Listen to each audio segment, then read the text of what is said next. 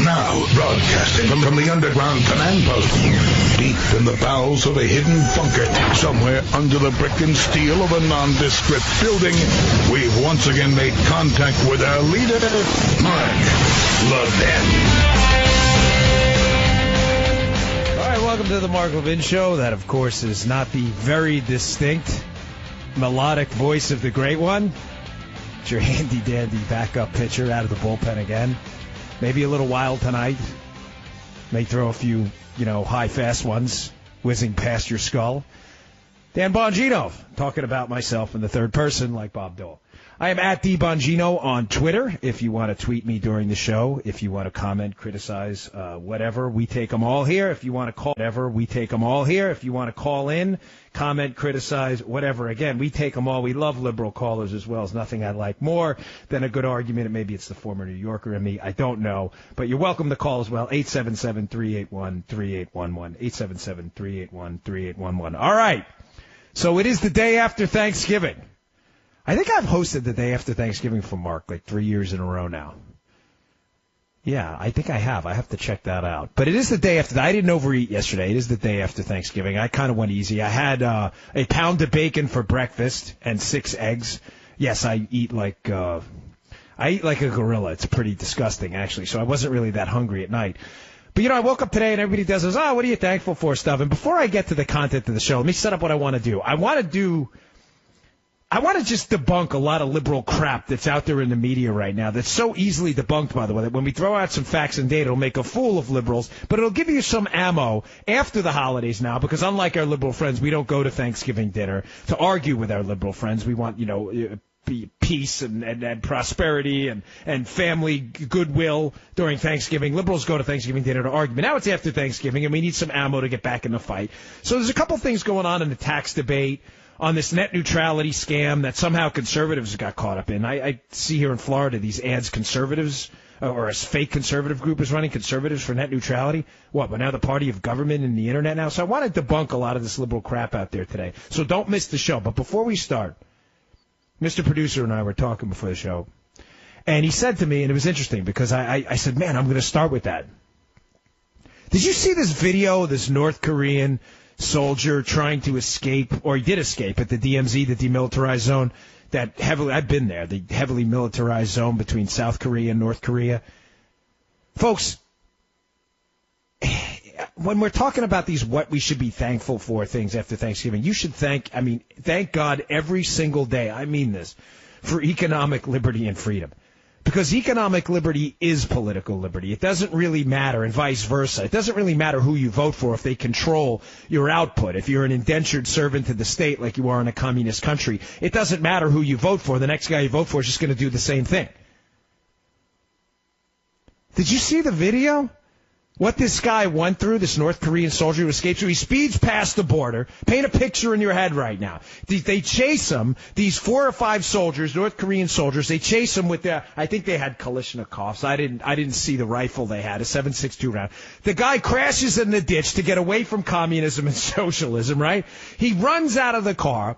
The North Korean soldiers drop to a prone position with their rifles. Boom, boom, boom, boom. They hit him 5 times.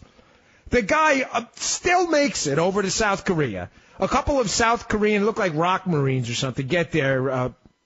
They grab him. They're in a prone position, too. They pull him over the border. The North Koreans break every rule, by the way, by firing into South Korea and actually running across the DMZ. But, forget communists and rules. They don't actually, they don't really care much about the rules. I think it's obvious. The guy lives. And they find now, I read this today, that he has hepatitis B, he has tuberculosis, which apparently is rampant in North Korea. He's infected with all kinds of GI, gastrointestinal parasites, and he was shot 5 times by the North Koreans. The only reason I bring this up is I'm not going to spend a lot of time on this, folks. I just want to bring this up because I thank God every day I live in the United States of America at this time right now. You live in the greatest country in the world, despite 8 years of Barack Obama, at the greatest time to be alive. We don't even think about this stuff. This is a country, thankfully, where you can go on Twitter. I do this a lot. And you can tear into your political leaders. And you know what? You have very little fear of being suicided unless you attack the Clintons. Well, in that case, some people have disappeared. But No, I'm just kidding. I don't believe any of that stuff. But seriously, you can go after political leaders and not have to worry about any of this. You don't have to escape the United States of America. The reason I'm bringing this up is I saw a few weeks ago, I don't know if it was Legal Insurrection or whatever. It's a pretty good website I read. They had a poll where something like 40% of millennials think socialism is just wonderful. It's peaches and cream. And I was like, what are you kids smoking? Do you do any homework? Socialism, where North Korean soldiers run away from it, where they run away from it, they're shot 5 times, and they have intestinal parasites and tuberculosis is rampant. People eat grass because they're starving. You mean that's socialism, or is it socialism we missed? This is incredible. And as we were chatting before the show, another Mr. Producer brought up another great point. He's like, what do you think these anti-capitalist socialists do on Black Friday? I said, here's what they do.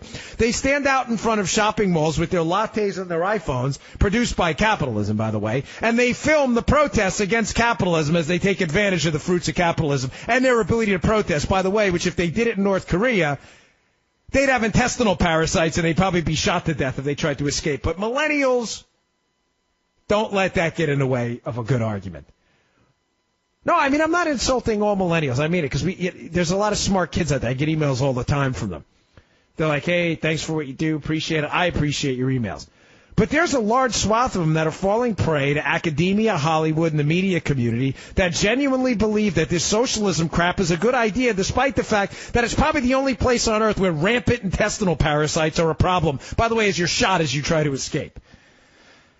Oh, man. It's like you want to shake some sense into these kids. Like, seriously? Come on, guy. All right, moving on. Sorry, but I had to cover that because the videos, if you haven't seen the video, by the way, see it. If your kids are old enough to watch it, go show it to them. Say, really? Your professor told you how wonderful socialism is? This is what people do to escape socialism. They take 5, 7, 6, 2 rounds, center mass to escape from it. Unreal. All right, so here's what I want to get into. Liberal hypocrisy is rampant, folks. I wake up every day, and it's become the single focal point of my entire existence at this point. So every day I wake up with the thought, like, what liberal stupidity am I going to have to debunk today? And fortunately, with liberals, it's very easy because the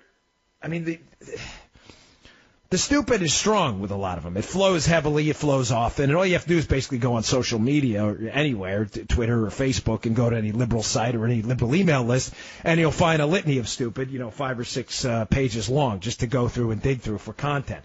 So one of the things I found fascinating is there's this ongoing debate. It's been going on forever, but now it's become really acute because of the GOP tax bill out there. And the liberal talking head class, they're all out there on their social media accounts and all over cable news, spewing the same tired, nonsensical talking points they've put out there for eons now. But I saw a story today, and I want to propose a scenario. I'll tell you the story, and I want to propose a scenario to you.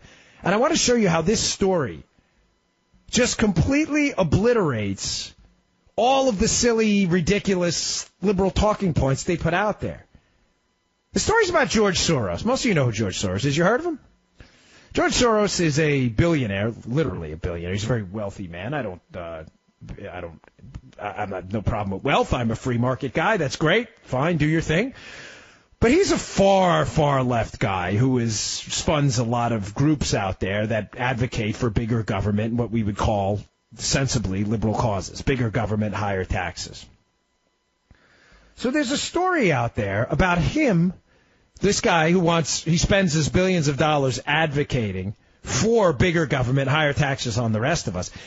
He's moving $18 billion into some kind of a trust or some kind of a fund out there or foundation, I should say, where he can escape tax liability. It's not illegal. I'm not suggesting it is, but he's moving the $18 billion into this foundation as a way of avoiding taxes. And, folks, this is important you understand the difference here, okay? Tax avoidance is not illegal. Tax evasion is.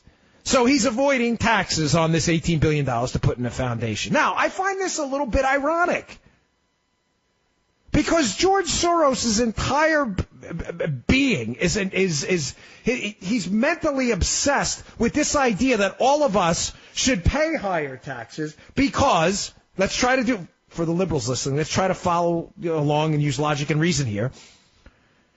He's trying to pitch to the rest of us that paying higher taxes is some force for public good, right? Libs, if I'm wrong, correct me. Call in, 877-381-3811, tweet, whatever. Correct me if I'm wrong. Your premise is that paying higher taxes is a force for public good. It will generate public good. It will generate positive externalities for all of us. This is a good thing. That's your premise. So if Soros is taking this $18 billion and he's moving it into a foundation, which is supposed to be some kind of a charity or nonprofit or whatever, how does that not refute his entire premise for being? In other words, if the money would have been better spent paying taxes on it because you believe higher taxes are a force for public good, then why do liberals not do this? Why don't they go out and pay more taxes voluntarily? Now, I'm going to read you a quote from a DeRoy Murdoch piece in National Review a little later in the show, which is fascinating. About a little kind of live-time study that happened in Massachusetts when they offered this very thing. And you won't be surprised at the results. But it points out critically how liberals are complete hypocrites on this, and it's not just George Soros. Now, I get it that your comeback, I can already anticipate what liberals are going to say because I have to deal with these buffoons all the time. They'll say, well, one person, I'm not going to voluntarily pay higher taxes because my one-person tax bill, inflated tax bill, if I pay $100 extra, isn't going to make a difference. No. Time out, red flag, under the hood for review there. That doesn't fly. Because conservatives don't use that argument. A lot of conservatives, and to be fair, a lot of liberals give to charity as well, but conservatives give to charity under no obligation whatsoever from the government to do so, knowing the same thing, that their couple dollars in the church basket or a couple dollars sent to whatever charity they choose isn't going to change the world, but it's a small piece, it's a small footstep to get there. So if liberals are saying that, listen, the government is a far better force for good, forget about charities and other stuff, the government's the way to do it, then why does George Soros take $18 billion and put it into this foundation?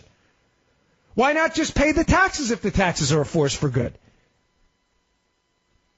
Folks, I got more of this. I'm going to tell you about the debate I got into at a fair in Montgomery County once, too, with a liberal who worked for a congressman in Maryland, because they cannot admit the truth, that they don't really believe what they're telling you. They know your money, when it's given to the government in the form of higher taxes, is flushed down the toilet bowl, and that's why they do everything they can to avoid it. All right, folks, I'm Dan Bongino, contributing editor at Conservative Review. For a second, I forgot where I worked. I'm like, contributing editor, where do you? Oh, yeah, Conservative Review. That's right. Contributing editor, Conservative Review, at DBongino on Twitter. Comments and criticisms always appreciated. If you want to give us a call, 877-381-3811. We'll be right back. Mark Levin.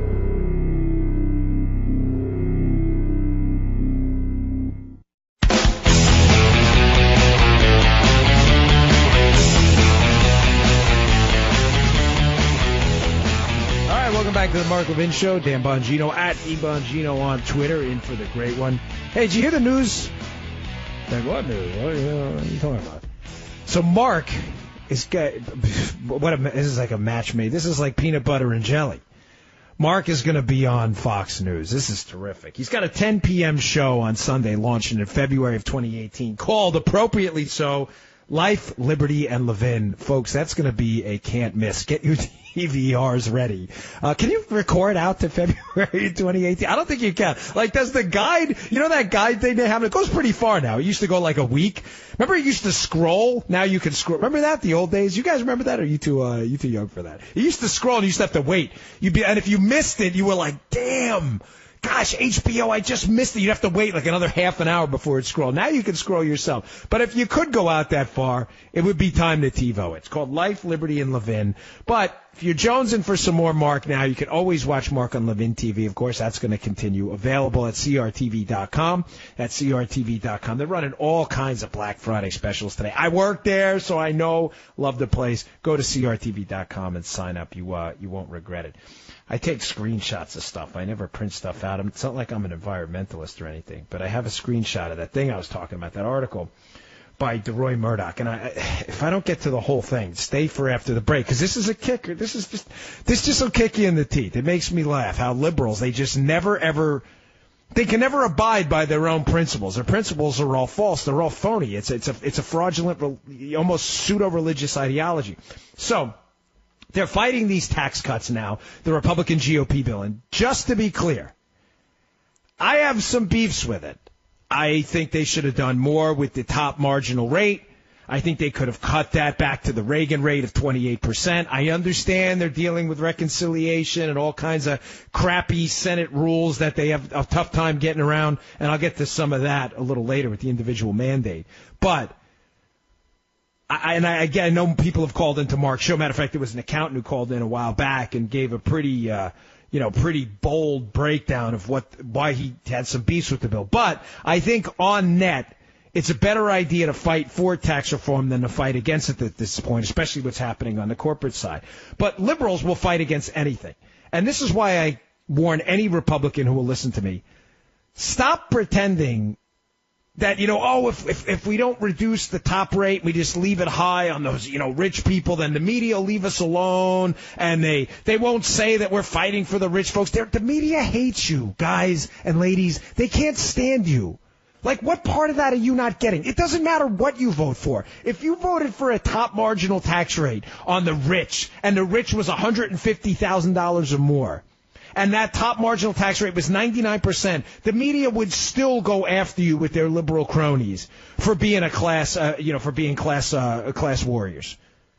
You're fighting against the middle class and poor folks in favor of the rich folks. It's nonsense. It's garbage. Liberalism's a fraud. It's a bumper sticker. That's all it is. It doesn't stand for anything. So there's this piece in National Review. This is killer. DeRoy Modoc talks about this optional, he calls it a hot tax, and this is the greatest idea ever, that they should insert in the tax bill a hot tax. Hot tax standing for, hot tax, as I said, like it's like ATM machine. Hot tax stands for high rate optional tax. This is a great idea. What would the hot tax be? The hot tax would be a line inserted into the tax, all your tax filings now, that allows all the liberals out there who swear higher taxes are a public good, it allows every one of you to pay the former higher rate. How is this not the greatest idea ever? Stick that sucker in the bill and let your Elizabeth Warrens and your Bernie Sanders argue against it. Now, after the break, I'm going to get to this thing that happened in Massachusetts and show you what kind of hypocrites these people are. I'm Dan Bongino in for Mark Levin, at the Bongino on Twitter. We'll be right back.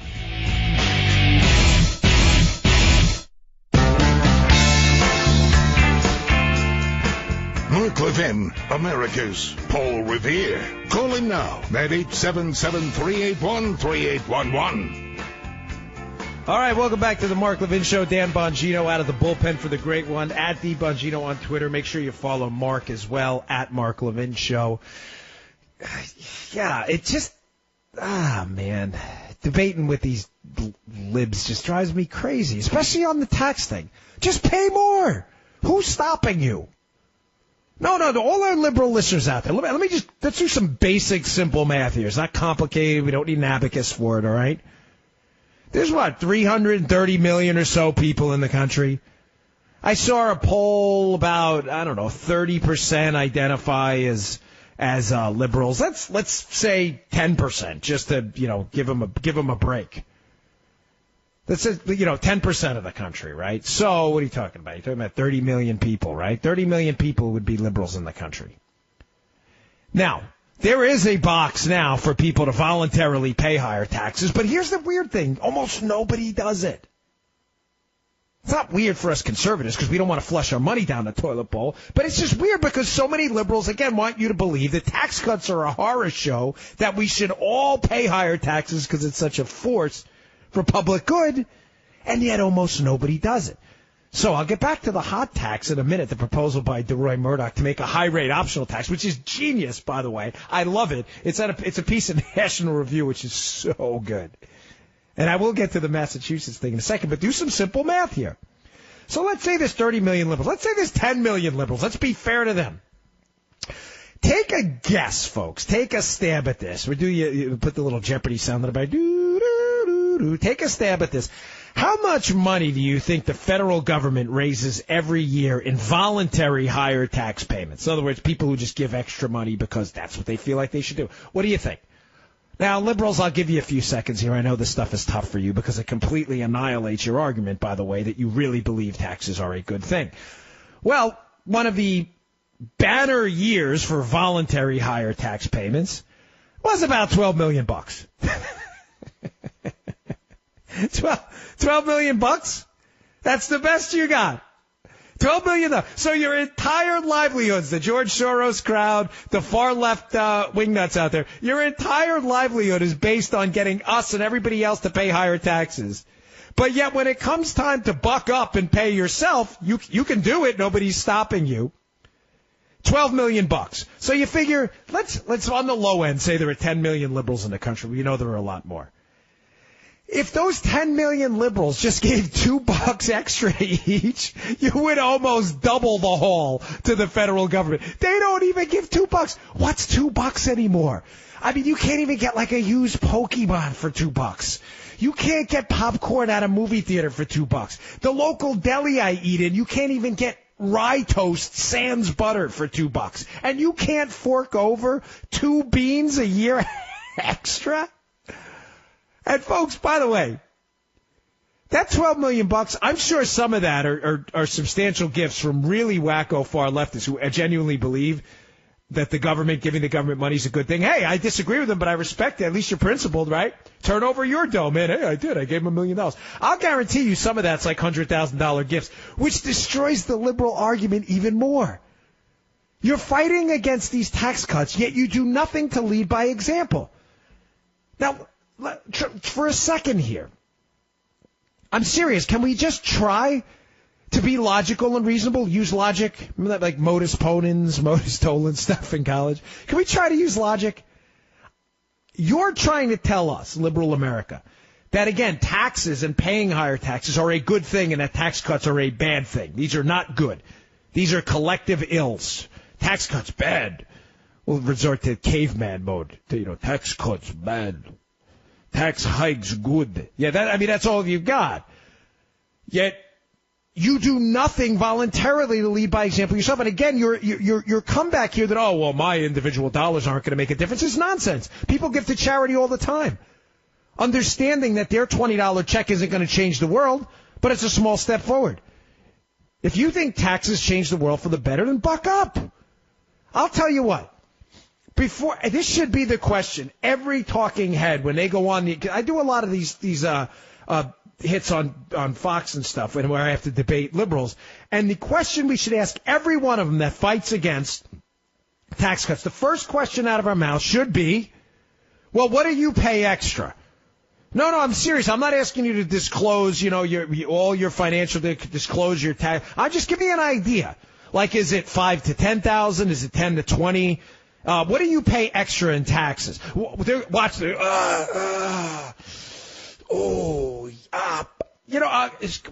break. No, you don't get the call for break. You're not the show host. That's what, they panic. That should be the first question out of their mouths. Because, listen, I'd like to give more, and I'll be candid with you. I should give more to charity. But the point is I give. No one forces me to do it. If you're saying taxes are like a form of collective charity, that we should all be doing it, then do it. Do it yourself. And DeRoy Murdoch's piece there about a high-rate optional tax, please, if anyone in Congress is listening, I am begging you, please, about Rod Blum out there, he's a good dude. He went on the House floor and made the case I've been asking someone in Congress to make forever. Show me where tax cuts in the past have cost the government money. He went on the House floor and showed it. I was like, yes, I love this guy. Put in the tax bill an amendment for a high-rate optional tax. It solves all of our problems right there. All of it. Because we have all these liberals and all these Democrats who supposedly hate this tax cut. Well, no problem at all. You guys can all pay more. It's right there for you. We'll make it like you can make it like a fancy line. You can put it in bold. Hot tax, check box here. Choose rate you'd like to pay. And I'm sure, for you liberals out there who love higher taxes, I'm sure that rate will be 70 or 80%. Knock it out, man. Have fun. Have a field day. Go right ahead. And even better, to the George Soros crowd. We should make a hot tax for the death tax, the estate tax as well. And that estate tax, you should be able to give everything. I mean, why do you need it? You're dead. I mean, if you die, what do you care, right? You think the government's some benevolent force in society. We think it's been a growing cancer. Why, seriously, outside of our military and our courts, what's left of them, the government has been a leech on us, on you forever. I mean, you finance the government. The government doesn't produce anything. The government takes. All they do is take. They're experts at taking. They take by force. Make it a high-rate optional estate tax, too. Leave us everything. Everything. Old George, Captain Soros out there. You got a couple billion? Leave it to the G. Leave it to the government. What's the problem, buddy? Why be a hypocrite? Why put it in a foundation? Foundation? No, you need a foundation for. The foundation to argue for higher taxes? Why argue? Just pay the damn taxes yourself. You could probably finance the entire state budget of South Dakota just by giving money over there. Give it up. Such frauds. Now, I told you I'd get to this. So in the National Review piece by Murdoch, he points out, this is great, folks, how Massachusetts tried this. This is classic. This is from his piece in National Review. Massachusetts hints at how little those who clamor for higher taxes actually pay when empowered to do so. The Bay State cut its rate from 5.85% in 2000 down to 5.1% today. This gets good. Back then, Citizens for Limited Taxation proposed that the 5.85% rate remain available to anyone who rejected the lower rate. I'm sorry, I got to laugh because it just liberals never ever step up to the plate. Since 2002, folks, an average annual 1,200 of the state's roughly 3.5 million tax filers have embraced the higher rate. Keep in mind, the higher rate, we're talking about a small cut. 5.85 to 5.1. So of the state's 3.5 million filers, only 1,200 of the state's filers took advantage of it. And they raised, folks, wait, $250,000. Whoa, $250,000. Gosh, liberal Massachusetts, you libs are so generous. You know what the state budget is? $40 billion. $40 billion. They raised a measly $250,000. This is great. You leave them an optional rate. We're not even talking about a big difference, a small tax cut, 5.8 to 5.1. And even then, liberals refuse to pay the higher rate. They just will never step up. Folks, this is all a fraud. This is all an act. You know, liberalism is a nonstop outrage campaign. An economic outrage campaign, an outrage campaign against holidays. Liberals are a forest fire. Everything they touch, they destroy. Halloween, Christmas, Thanksgiving. There was a YouTube video yesterday of, what are they calling it now? Indigenous Peoples Day, and they throw the Thanksgiving. Did you see this thing on YouTube? They flip the table over, and you're like, oh, can we just eat a freaking turkey? Please, in peace, without liberals. I mean, Halloween, they're like, your costume, it's culturally insensitive. You're like, it is? It's a cowboy hat. You're like, yes, but one time long ago, a cowboy shot at an Indian. Oh, I didn't think of that. Oh, man, damn. I mean, it is a nonstop, perpetual, 24/7, 365 outrage campaign against humanity. Keep your money on a tax cut? What are you, conservatives, insane? Give it to us. Well, do you give more? No, I don't give more, but I want you to. How about this? How about you shut your pie hole for a little while? How about that? After 8 years of dealing with you guys and Obama emanating this class warfare nonsense from his soup cooler all the time, how about just keeping quiet for a little while? After 8 years of sub 2% growth and the worst recovery from a recession in modern American history, just the facts, folks, just the facts. I know they're uncomfortable for you. Just the facts. How about just keeping quiet? Oh, and here's another doozy on the tax cut, by the way. Speaking of just utter rank, the stench of liberal hypocrisy. Just to sum up, liberal hypocrisy, point number one in the tax thing. You got to pay higher taxes. Okay, do you? No, I don't. Okay, so shut up. Thank you. Have a seat. See ya. Bye-bye now. Bye, Felicia. Point number 2. If I see another liberal on any cable news channel talking about concerns about the national debt, I think I'm going to jump through my television. Well, it'd be kind of hard. It's only like the television in my office here is only about 17 inches. It might be painful too. Disregard that. You get a little hyperbole, right? I'm getting very upset at this, nonetheless. Now all of a sudden you're concerned about the debt. I get it. I totally get your argument. It is hypocritical for a lot of rhino Republicans who voted for big spending bills as well and did almost nothing to stop the debt. I mean, there are a lot of them, I agree, to be talking about the debt either.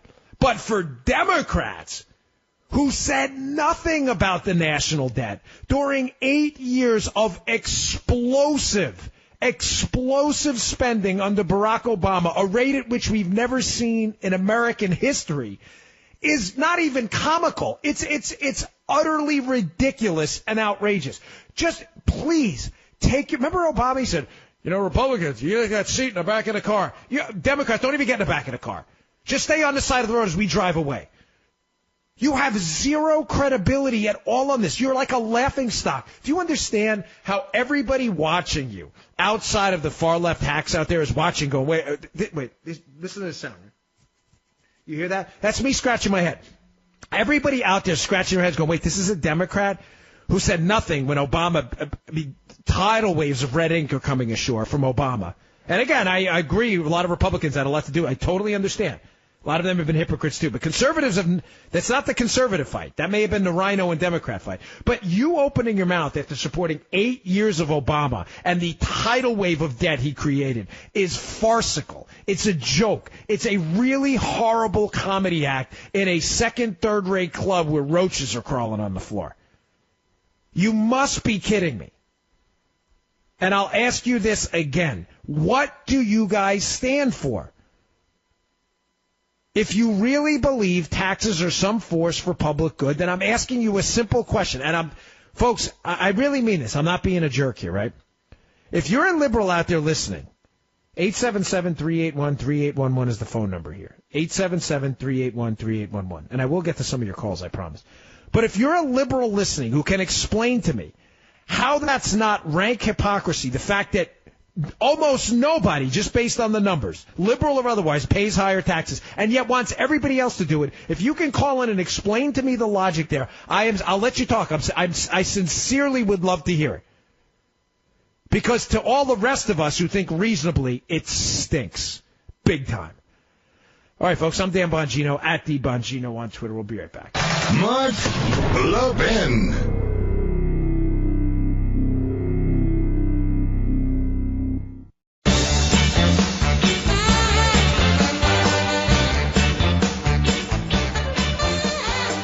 All right, welcome back to the Mark Levin Show. Dan Bongino, at the Bongino on Twitter, filling in for the great one.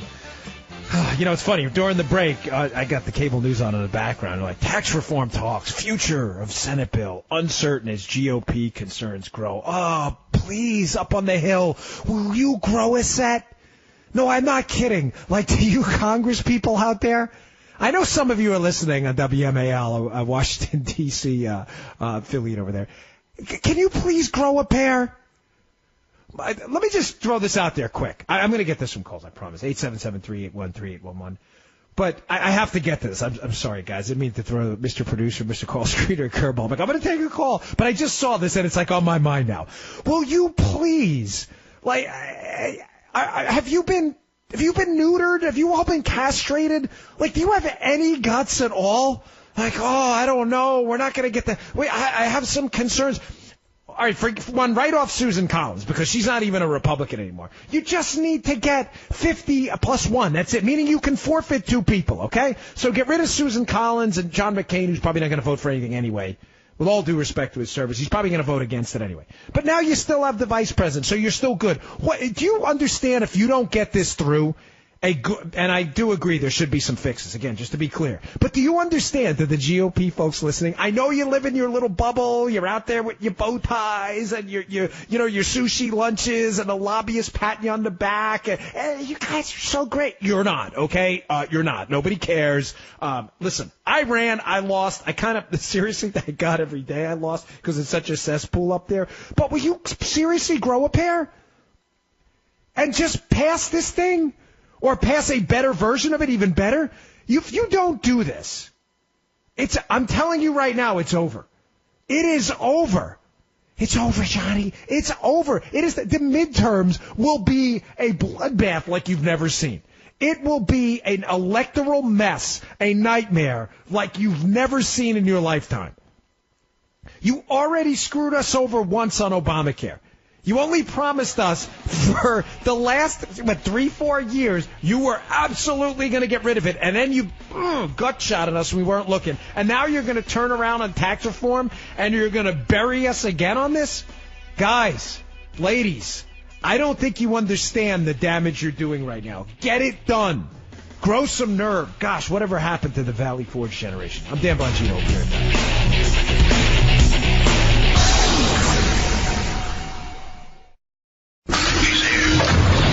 He's here.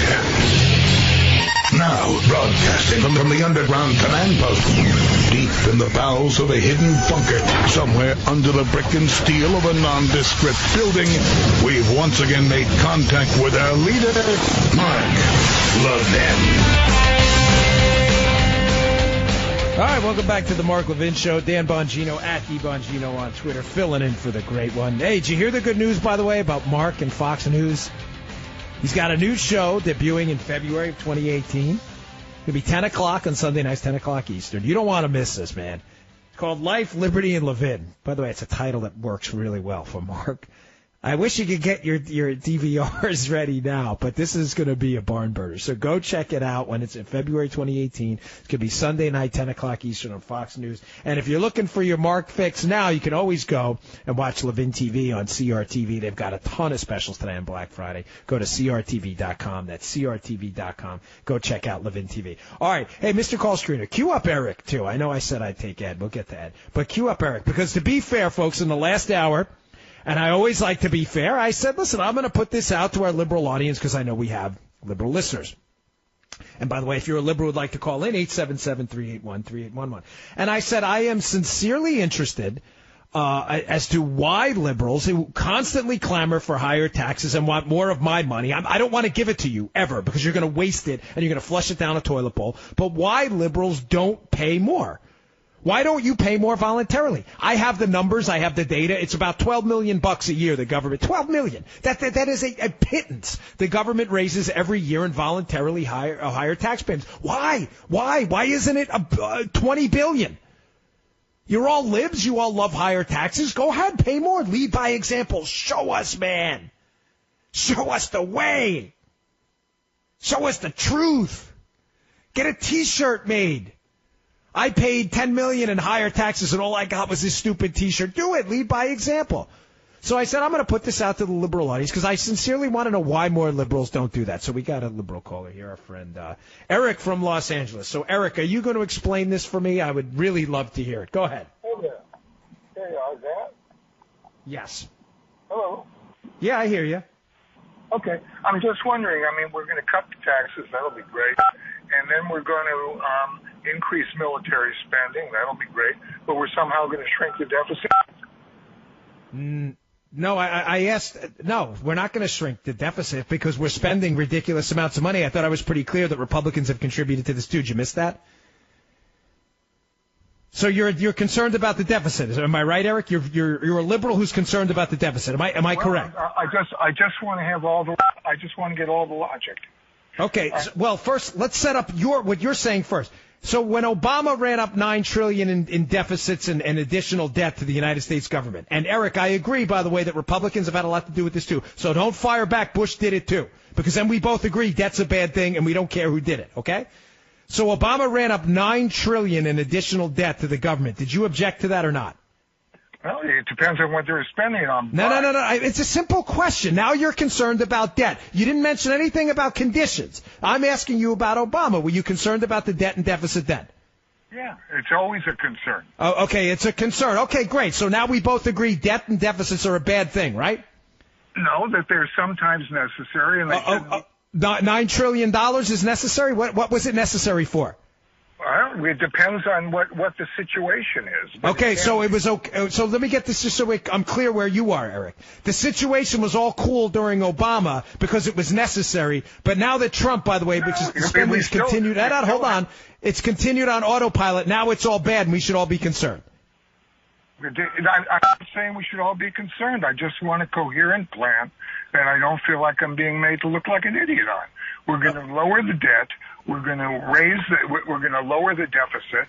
We're going to pay less taxes, and we're going to spend more money on the military. How do we do that? Okay, fair enough. I got you. I'm reading you. So we both agree. Let's just get for the listening audience out there. We both agree, Eric and Dan Bongino, that deficits and debt are a really bad thing. Okay, great. I'm not going to allow you to say, oh, it's a good thing under Obama and it's a bad thing now. No, it's a bad thing. Okay, I mean, in a war, you have a deficit. So now you're saying that it's a good thing because we're still at war. I'm saying it depends on what the situation is. Oh, my gosh. Okay, let's move on because you can't give me a straight answer because you're not really principled on this, I can tell. So let me ask you a separate question then. When have tax cuts, income tax cuts, federal tax cuts? Don't give me Kansas. I know some liberals will call. I'm talking about federal tax cuts. Tell me a time where we cut the federal income tax rates and tax revenue's gone down to the government. Go. You mean no, I mean any time, Eric. Just tell me any time we cut taxes and tax revenue to the government went down. I'm waiting.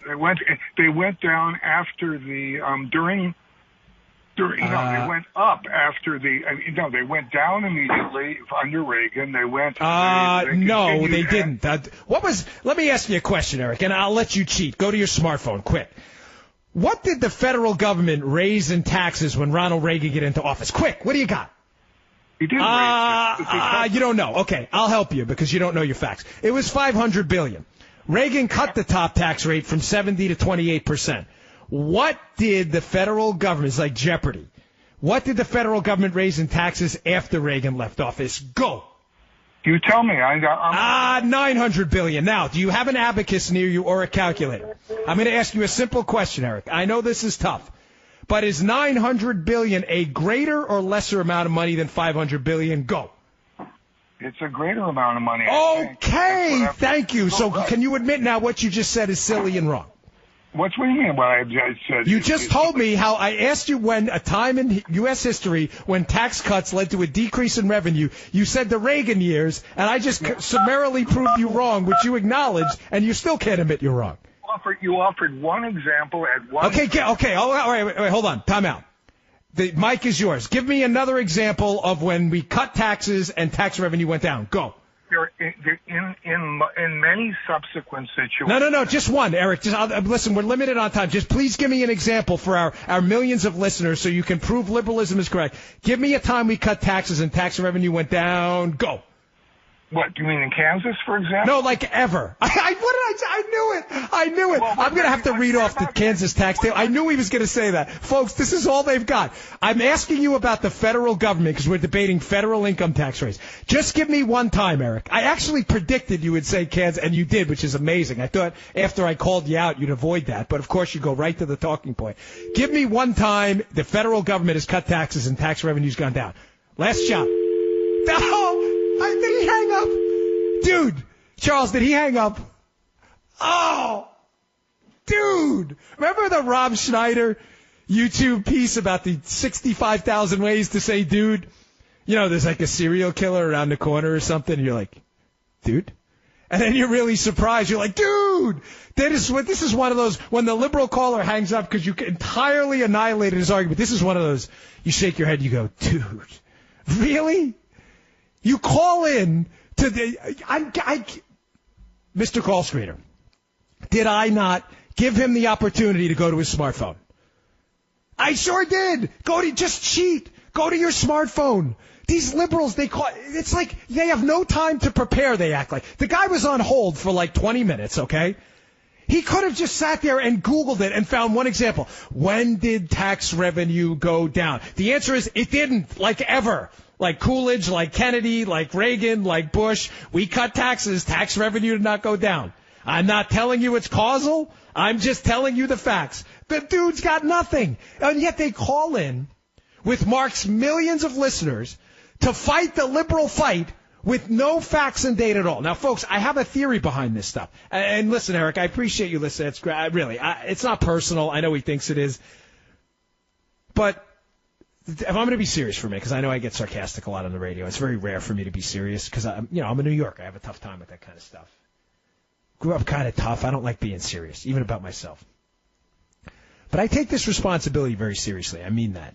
Mark lets me sit in on this show. He has done years, if not decades worth of work, building up a very credible and rather large audience here. I'm not saying that to plant one on his butt. He doesn't need it. He doesn't care for it. He doesn't tell me what to say or what to do on the air or anything like that. He's like, hey, you want to fill in? I'm not going to embarrass him or his audience. I mean it. I'm not going to come on the air for you listeners out here, allow liberals to call him, which we do, because I welcome their opinions on this, and be embarrassed. If I'm wrong, I'm wrong. If you catch me on something and you're a lib out there, you know what?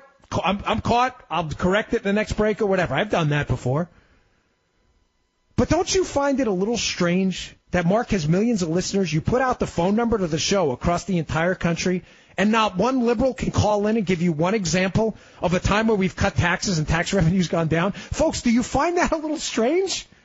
Do you find it a little odd that the one guy who calls and gets through, you tell him, hey, do us a favor, cheat, go to your smartphone and look it up, and he still can't find it?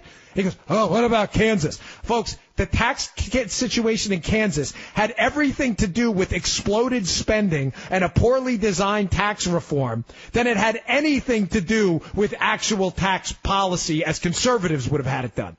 It was a mess. It had nothing to do with the governor. He wanted to control spending out there. The rhinos out there and the Democrats teamed up to spend a boatload of money. It had a lot to do with incorporating federal stimulus spending and assuming that was going to be their new baseline in the future. Liberals love to point out Kansas, but they never point out Texas or Florida. Did you notice that? And by the way, they don't point out that in Kansas, by the way, their unemployment rate went down. They're very competitive in the region. Now, that's even after what I think everybody can acknowledge was not the best designed tax reform in human history. And by the way, the tax receipts in Kansas have pretty much recovered. But that's the only thing they have. I asked him one simple thing. One thing. Please tell me where they've cut taxes and the tax revenue has gone down. They can't respond. I mean, how hard is that? Just like go to the interweb if you're so confident. Oh man, is that? You know what, guys? You got to send me that call sometime. That might have been like the greatest call ever, because it is. That's what liberals do. All right, I got a lot more to get to. I want to talk about this net neutrality thing too, folks. This is a total scam. Don't be a sucker. Nothing neutral about net neutrality, and definitely do not be a conservative sucker for this thing either. How we're introducing the government into the internet to solve any problem is quite laughable. I'm telling you, it's a total nightmare. I want to talk about that. And I also want to talk about this. I know Obamacare, you cringe, but I'm going to try to get to this too. There is you know what? I don't even want that. Well, when I explain it, if I tease it, I'm going to lose all the good points. But it's a really, really good story. Again, how liberals, they don't only not help you, they actively kick you in the teeth. It's like they actively hurt you, and they celebrate it when they hurt you too, which is amazing. I don't mean physically, but with their policies. All right, I'm Dan Bongino at @DBongino on Twitter. We'll be right back. Mark Levin.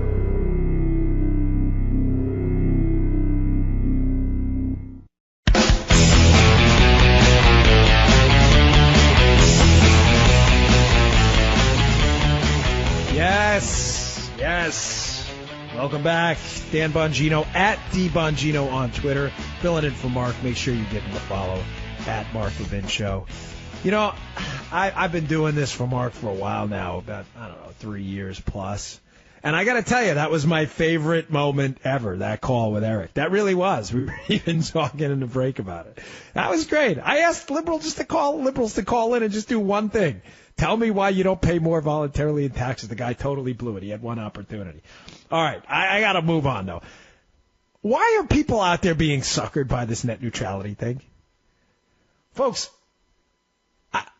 I've seen conservatives, by the way, disturbingly arguing for this. Now, let's set up what we're talking about here so I don't just randomly throw this out there at you. Like, that's kind of a change in direction. No, it's not. It's another liberal plan to get the government to control the Internet, which, by the way, would be a total epic disaster of historic proportions. But amazingly, they've managed to sucker in some conservatives on this, too, who I just don't think they know what's really going on. I mean, I'm trying to be nice about this. Net neutrality is a scam. It is the biggest scam out there. It is a scam so big that I think it confuses people, and it's hard for them to understand. And they think, yeah, fairness. I even saw an ad I'm in the Florida market. I'm in Florida Congressional District 18, which is a swingy district, so I'm not surprised that they're running ads down here. And in the ad, they're like, this is conservatives for net neutrality. Tell Donald Trump that we should not let the fake news media be controlling the Internet. I'm like, oh, my gosh, this is genius. Getting conservatives to believe that introducing the government into Internet regulation is a good thing. That's a real stroke of fancy right there. That's amazing. You believe in that one. Folks, what is this thing? This is based on the faulty, ridiculous premise that throttling or the prioritization of web traffic, whether it may be Netflix to your house, that speeding it up for some people, slowing it down for others, that this is a problem that is somehow going to be solved by government. Now, let me acknowledge first that Netflix has already acknowledged, by the way, that they slowed down their own traffic. Now, I'm not suggesting to you that this stuff hasn't happened in some way, shape, or form. There have been some retail wholesale disagreements. There probably has been some slowing of web traffic. Like I said, Netflix acknowledged they did it themselves to save customers on their data. Just to be crystal clear, because I know I'm going to get tons of email on this because people are really passionate about this. I'm not suggesting to you that there aren't problems out there and how the web works now, how it's distributed to your house, how you watch Netflix, how you get web traffic to your computer. I'm not saying that at all. I'm simply suggesting to you, what rationale could you possibly give me for believing that the government somehow is going to fix this? Now, there's a really good article I saw in Reason magazine where they interview Ajit Pai, the new FCC chair, who's been great on this, who's trying to get rid of this archaic government regulation of the Internet. And he gives a great pitch. He's like, listen, don't you find it a little odd that the attack that when net neutrality under the Obama administration was pushed, one of the first things they went for, folks, the government, under the Obama administration, was not the evil rich people who were paying, paid prioritization. Are rich people going to get faster Internet and all us poor people are going to be left out in the dust? No. That's not what happened. This is another example of liberals pretending to help you while they're knocking your teeth out with brass knuckles. The first thing they went after was zero rating. You're like, well, what the heck is that? Folks, zero rating was quite literally giving away free data under certain conditions to people who were, meet certain financial conditions or sign certain contracts. These companies were giving stuff away for free. And the government's like, no, we can't have that. No, we're gonna make sure lower income folks and middle income folks pay more. We are going to make absolutely sure. Why do you think these people have the solution to this problem? They could not fight their way out of a soaking wet cardboard box, folks. And you really think the government is going to regulate the Internet? Gosh, this is like a sucker's trick. I got one more thing I want to talk about then on the other side of this break. Don't miss it. I'm Dan Bongino, at DBongino on Twitter. Give us a call, 877-381-3811. Be right back.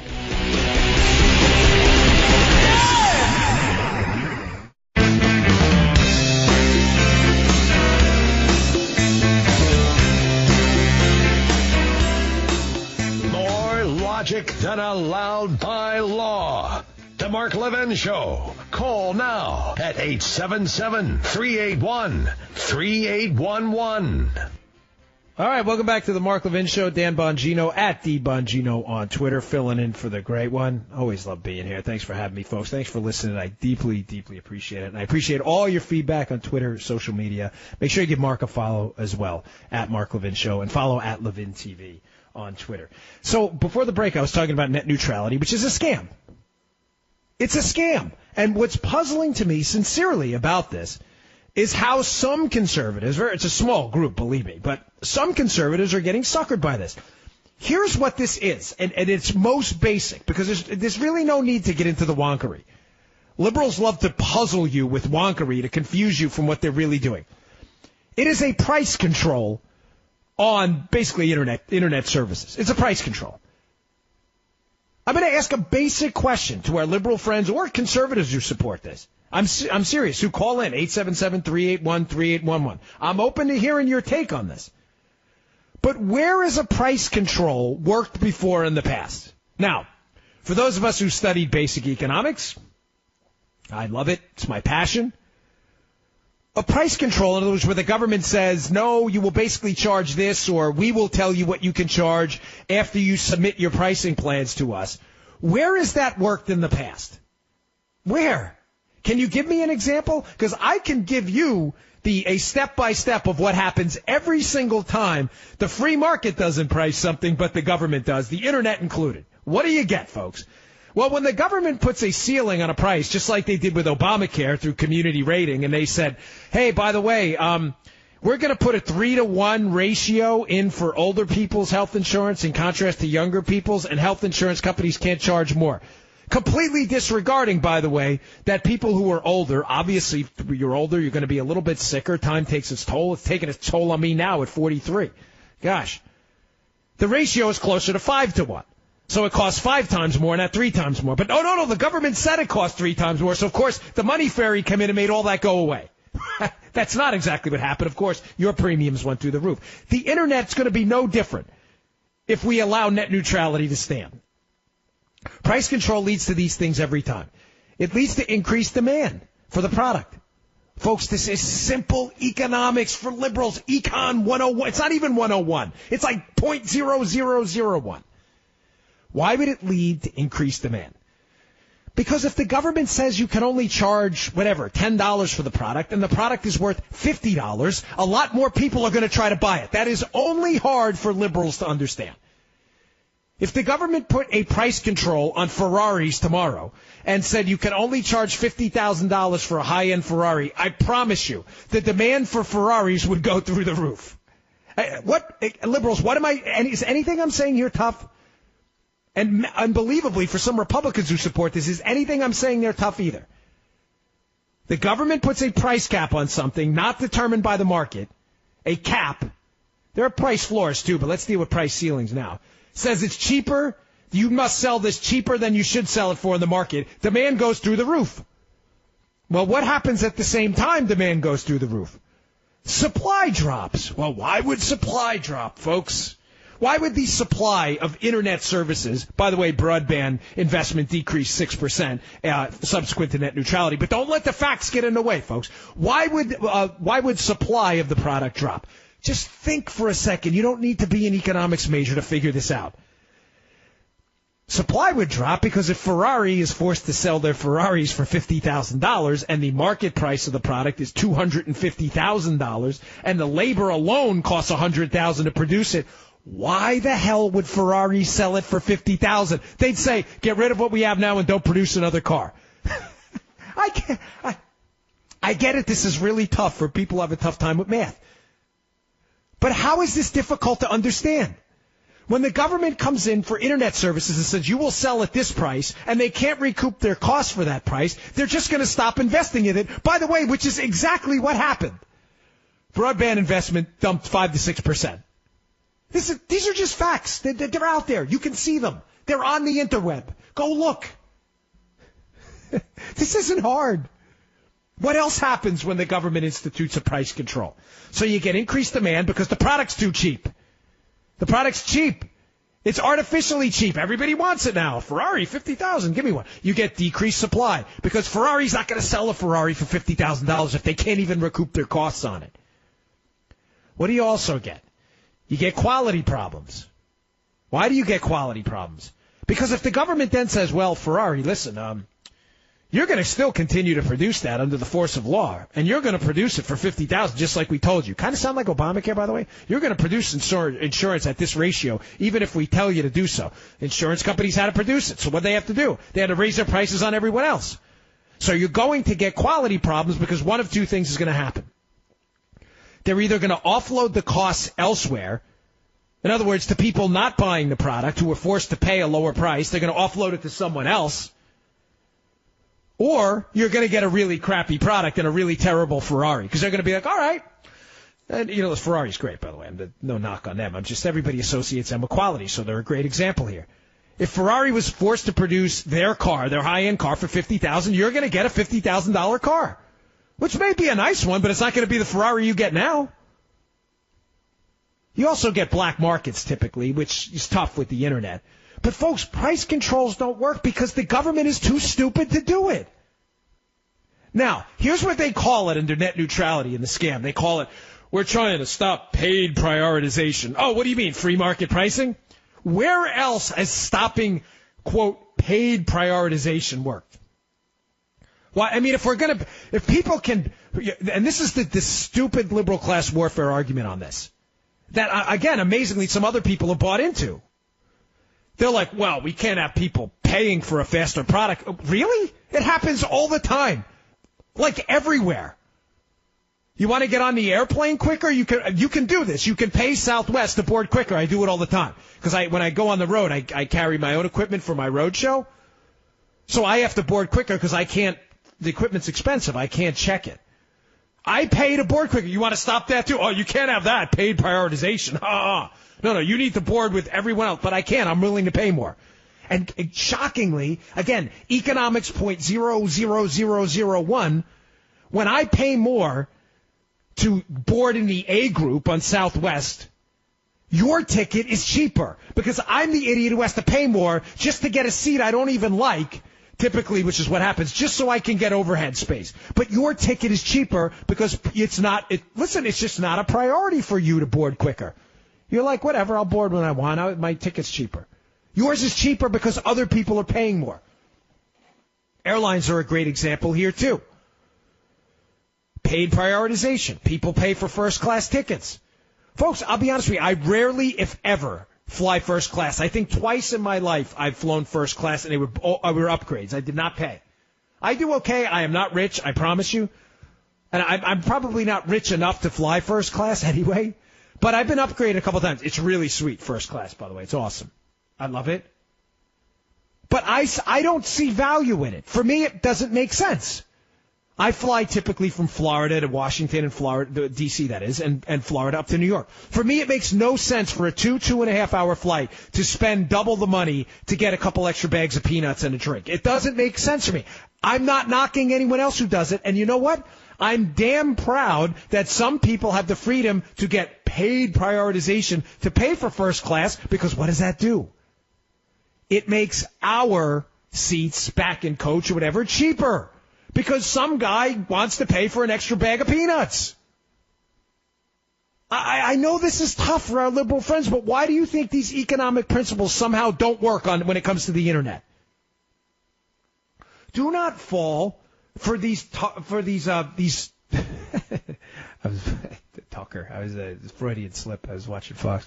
These sucker scams and these commercials out there, like conservatives for the internet. You don't want CNN and fake news and determine. It's nonsense. You do not want the government regulating the internet. It is a scam.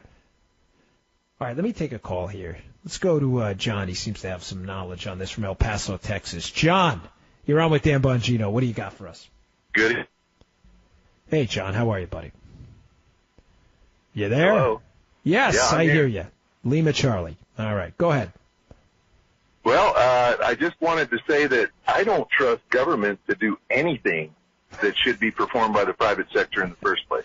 Yes. Bingo. Me either. Thank you. Thank you for saying that. Why? I mean, I know why. I can guess why, but go ahead. The floor is yours. Well, first of all, I was in the military, and I had dentists. And dentists didn't do a good job. They were, military paid dentists. They were mostly interns.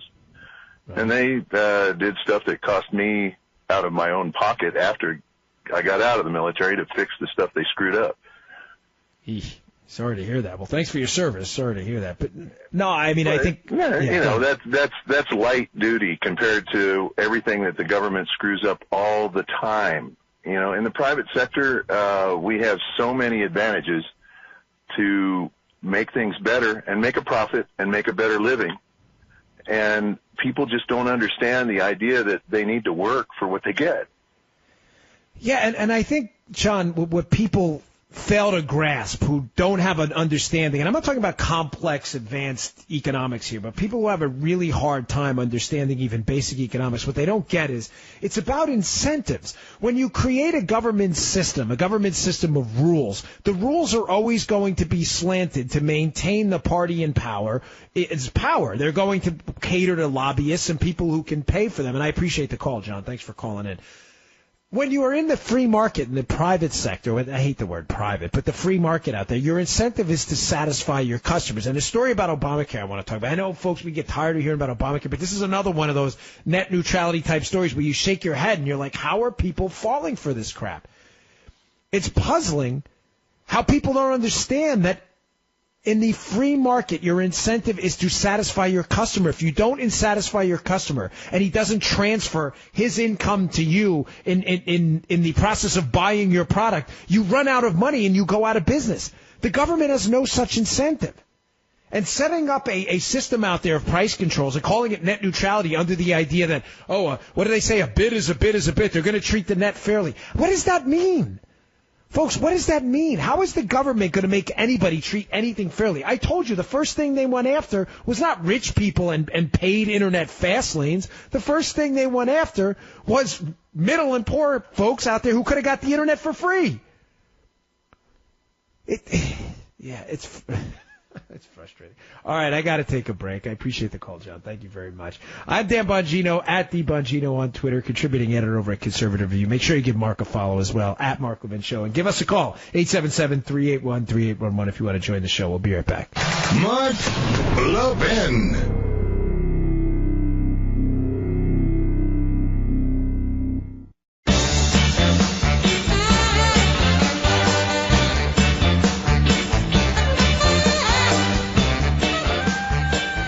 All right, welcome back to the Mark Levin Show. Dan Bongino, contributing editor at Conservative Review, at the Bongino on Twitter. If you want to comment, criticize, I try to read them all after the show. I'd love your feedback. If you want to call in, 877-381-3811. I did get some tweets during the break. Some conservatives, I'm telling you, like, no, you're wrong on net neutrality. I don't get it, folks. I don't get it. I don't understand how you think the government is going to regulate the internet and fix these problems. I genuinely don't get it. I get how liberals would think that.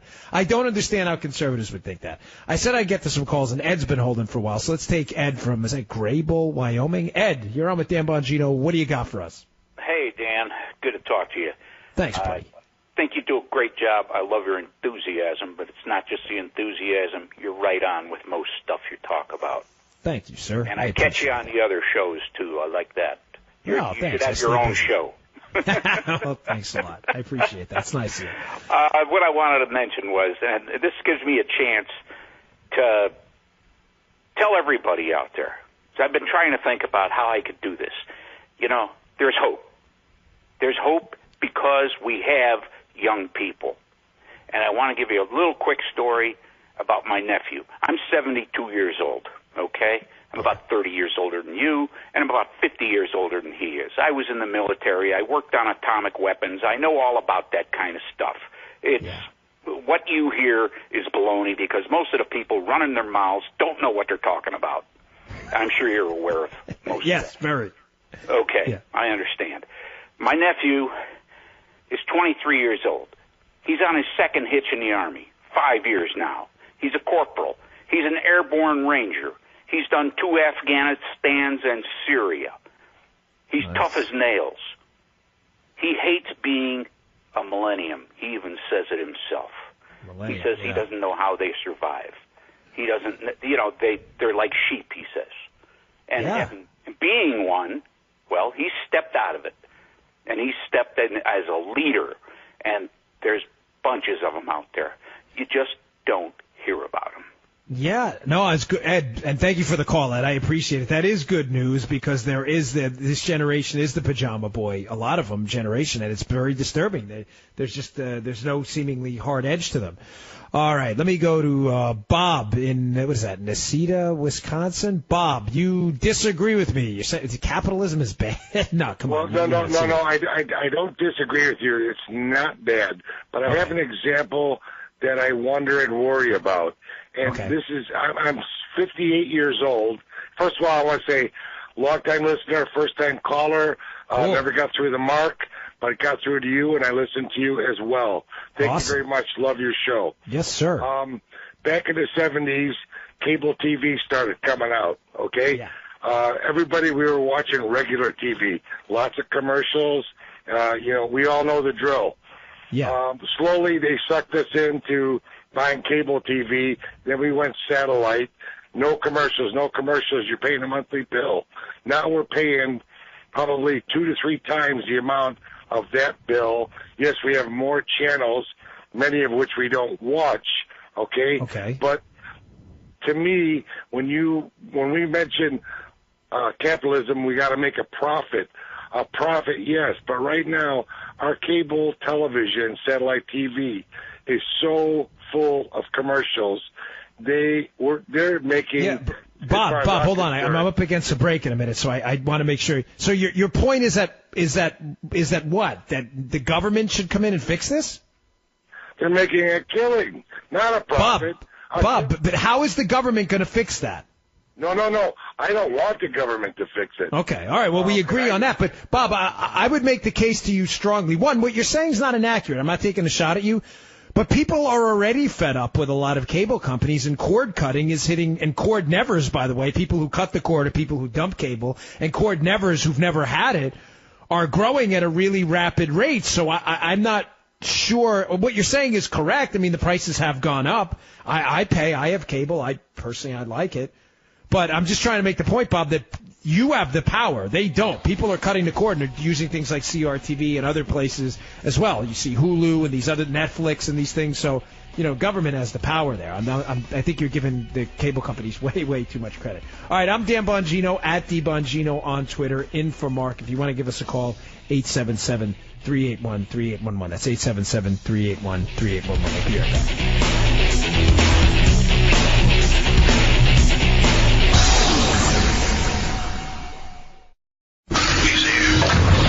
He's here. Now, broadcasting from the underground command post, deep in the bowels of a hidden bunker, somewhere under the brick and steel of a nondescript building, we've once again made contact with our leader, Mark Levin.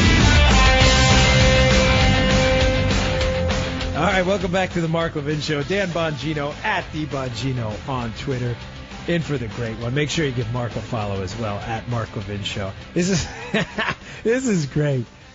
I have a bunch of show notes and stuff. I keep notes for content, and I do content at Conservative Review too. So I'm always keeping stuff in front of me, and underneath it is I had forgotten I'd done this. Is my daughter, my 5-year-old's Christmas list. Folks, this is classic. She must have. I think what she did is because she just learned to read and write, and obviously her writing is good, but it's a 5-year-old's writing. And I think she just went to the American Girl thing and the toy magazines and whatever and copied directly from it. This is classic. Ice cream sitna. I have no idea what that is. Ice cream. So Santa, if you're listening, for my 5-year-old, she wants the ice cream sitna. She wants the calico critters. Is that it? Yes, calico she has it krillers, but it's calico critters. She wants. This is a doozy, man. I promise I'll get back to this. This is just really funny. She wants the train trank. The train trank, not the train track. I love my daughter. She is the cutest thing ever. But this is classic. The train trank. And she wants the school bus. Those are expensive. Like the big school bus, those got to be about $70K. Or is it like the shorter school bus? Which school bus do you want? I'm assuming it's like a Barbie school bus. So this is just awesome. And at the end, she wraps it up with she wants the Barbie pony, which is probably the cutest thing ever. This is great. This is just classic. I got to take. You know what I'll do? I'll put this on my Instagram if you all want to take a look at it. It's the funniest thing ever. The train trank. I'm going to have to ask her what this is. If you're listening, get my daughter the train trank. Kids, you got to love them. All right. So just to sum up where we've been, we opened up the show talking about how liberals are, again, just not being genuine on taxes, folks. They're upping their rhetoric with now that this tax cut bill looks like it has a shot at passing. They're upping their rhetoric, and they're getting more and more hostile. They're concerned about two things, and they're fraudulent on both. The first thing they're concerned about, which is total nonsense, is the taxes. People are going to pay less. Okay, so let's insert a portion into the bill, an amendment into the bill, which allows all of the liberals who don't like it to pay the higher rate. I'm good for that. There you go, libs. Lead by example. Secondly, all of a sudden liberals are concerned about debt and deficits, which is absolutely utterly ridiculous. After Obama, you've lost all credibility. Please pipe down on that one. We talked about net neutrality a little bit, and I know it's not the most mind-blowing topic in the world, but I'm really genuinely puzzled, folks, again, how some conservatives seem to be getting snookered by this thing, too. I just want to ask a simple question. I'm going to leave it at this. Maybe I see there's a call coming in on this now. There's a couple of calls out there now. Maybe I'll take them, but I want to ask a simple question to our liberal audience about the government regulating the Internet. Please give me one area, arena, service, product, whatever, that the government has regulated or exerted a high degree of regulation over, where cost and quality have increased and gotten better. I'll wait. Well, but it'll be air silence for the next 50 minutes because you won't be able to tell me anything. Again, I'm not trying to be a smart with you. I'm not trying to be a wise guy. I'm just genuinely asking, where has the government gotten involved? What, the student loan industry? College prices have exploded. Student loan debt is defaulting at an astronomical rate. Government regulated that. Government regulated health care. We know what a wonderful job they did with Obamacare. And I got a story on that. I know I keep teasing it, but it's really interesting about how the government screwed that up. The government could be actually killing people right now through Obamacare. Not intentionally, but their policies are leading to increased deaths. I mean, what have they done there with your retirement? Social Security's bankrupt. Their own actuaries have said it. Their own actuaries have said, listen, there's no money. Listen to me, there's no money. There's no money there. The money you're getting now from Social Security payments are coming from our paycheck. It's not your money. Your money, you paid into it, no doubt. I'm not questioning that at all. And it's not your fault, by the way, if the government screwed it up. If you're a senior citizen now on Social Security, I'm not blaming you. I'm just saying the government took your money and spent it. That's all gone. There's no lockbox. It's a myth. I mean, so the government screwed up your retirement. It screwed up health care. It screwed up the student loan industry. It screwed up public schools at the local level. And you think now, with the Internet, now all of a sudden they figured it out. It's just crazy. It doesn't make any sense. All right. Now we'll get to some of your calls, too. 877-381-3811 if you want to call in. This is one of those stories, finally, get to it. I don't like to do like the tease thing forever, but there's so much good stuff to talk about, folks. I feel like I'm doing you a disservice if I don't, wrap things up and sum things up for you. I want you to leave and hopefully feel like you had a good 3 hours of, good learning experience with the show. It's an honor to be here, It's Mark's show. Have I told you, I found Mark, by the way? I was coming home from a Secret Service assignment in the Dignitary Protective Division. I get in the car, and I turn on WMAL. This was years ago, and I hear, get off the phone, you big dummy. I'm like, this is the best show ever. I was addicted ever since then. So, again, this is one of those stories that makes you cringe. So we all know how bad Obamacare is. We don't need to relitigate that. It's terrible. We get it. Obamacare sucks. Full stop, okay? But the Wall Street Journal's been covering this for the past couple of days, and they've been all over this story. And it's about this one provision in Obamacare, folks, that is just absolutely devastating. They have a readmission provision in there, and it goes to show the failure of government planners, how they can never plan for what the free market is going to throw at them. And it goes like this. There's a provision in Obamacare that penalizes hospitals. It grades them basically on a curve, kind of, for readmissions for sick people in this 30-day period. So the gist of it would be this. If you have a hospital, whatever, Bob's Hospital, and you're Bob, and you admit someone for a heart problem, and they fix the heart problem, whatever it may be, put in a valve, a stent, who knows. And then you have to readmit Bob within this 30-day window because Bob gets sick again or has an additional heart problem. Then the hospital gets penalized through its government payments that'll then essentially dry up in some respects, Medicare, those types of things, third-party payer payments by the government. It was a way for the government to say, and this makes sense to liberals, I get it, but, liberals never analyze the second-order effects. To liberals, they go, well, what's the problem? We shouldn't be giving our money or paying money to hospitals that are readmitting patients that they couldn't fix the first time. Okay, but liberals, you can stop listening now because this is where, the liberal portion of the show stops and the actual intellectual portion of the show begins. Because as Thomas Sowell used to say often, what are the second order effects? What happens now? What's next? Well, what wound up happening, folks? What always happens when the government institutes a set of guidelines? People game the guidelines to get paid from the government and in turn game the consumer and the patient in the process. This is incredible. There's a Journal of American Medicine, JAMA, the Journal of the American Medical Association. They had a study, and this is not a right-leaning organization, by the way, folks. So JAMA put this study out about this readmission penalty, but libs are celebrating this, by the way, because readmissions fell. Now you may say, well, Dan, what's the problem? Libs should celebrate. They don't want people readmitted to the hospital. People are sick. Readmissions fell from 20% to 18.4%. Okay, great. Terrific. As I said this morning, I was talking about this. Money! They cleaned up. They got their money. This is great. Readmissions, we cut them. 20%, it's now 18.4%. Unfortunately, folks, mortality rose from 7.2% to 8.6%, equivalent to 5,400 more deaths per year. Now, the why matters here. Now that we're past the wonkery portion of this, why would that happen? How could government planners screw something up so badly that even when they hit their target, lower readmission rates, they still kill people? I'm not laughing. It's not funny. It's so pathetic. I'm serious. I wake up every day thinking, what liberal stupidity today am I going to have to combat in my life? Because there's nothing you can tell liberals. People are dying because of this. Because what's happening, folks? Hospitals are gaming the system because they have to stay in business and they're getting paid by the government, not by the patient. So what are they doing? They're gaming who's admitted in the first place. Because if you're not admitted, you can't be readmitted. So, Joey Bag of Donuts comes in, and it's like, oh man, I'm Elizabeth, I'm coming for you, and they're ready to have a heart attack, and the hospital's like, well, I'm not saying this is a hyperbolic example, but an example nonetheless.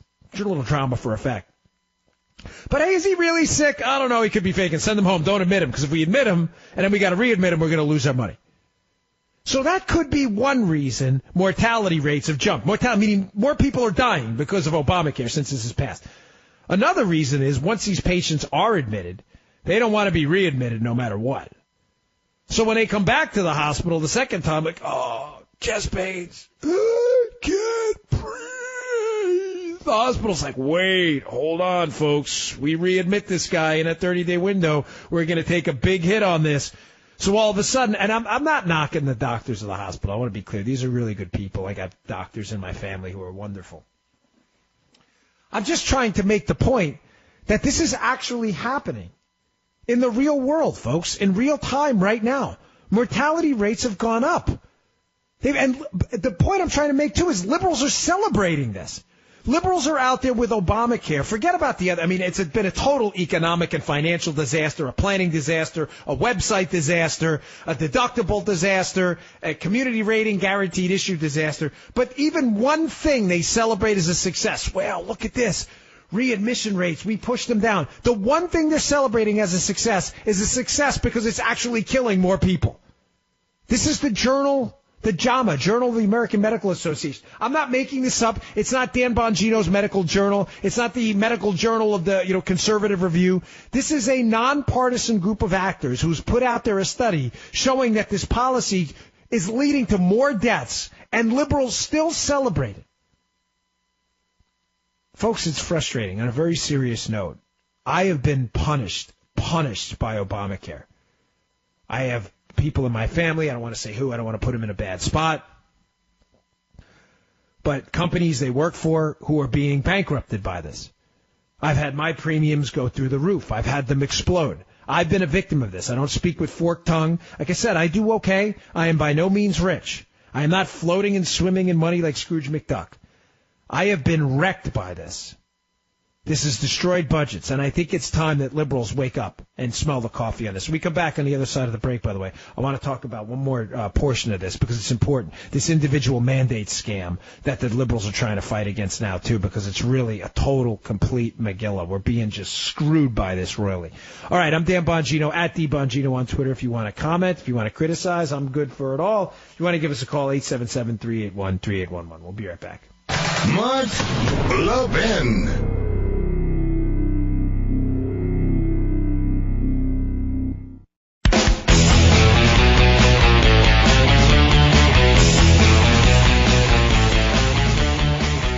Welcome back to the Mark Levin Show. Dan Bongino, at DBongino on Twitter. If you'd like to send a tweet, comments, criticisms, whatever you got, happy to read them.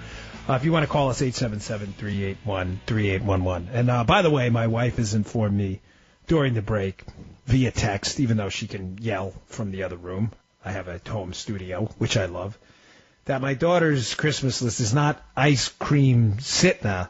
It is, in fact, ice cream stand. I am having a tough time, apparently, reading 5-year-old. My wife, as always, is better at just about everything, even translating my lovely daughter's writing. It is not an ice cream sitna.